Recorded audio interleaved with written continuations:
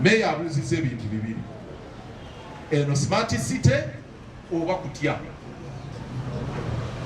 Twabagamba ekigambo smart city kyali kyo tekirina musango ng'ekigambo, kubanga kiwulikika kitegeerekeka nti omuntu yali yagadde smart city, naye bakikozesezza ate okutulugunya abantu. Kati omunnakampala ekigambo smart city takyawula na mbooko, takyawula na kutulugunyizibwa, takyawula na kutuntuzibwa na kubbibwa maali ye. So smart city kifudde tekikyalina makulu, n'ekigambo kyennyini gye kiri kyewuunya kigamba lwaki munkozesa bwe mutyo, nze ntegeeza kirala ate mwe mukola kirala. Tutegeeragana, ekigambo smart city kitegeeza kirala ate bantu bakola kirala. Ekyo kimu.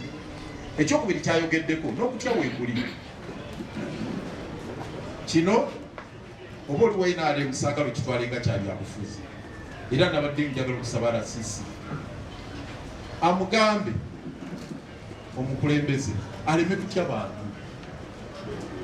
Ekimu ekireetedde awo obuzibu kutya bantu, bwe babalaba nga bangi bwe bati bayina okutya nti essaawa yonna abantu bano bayinza okukola ekintu.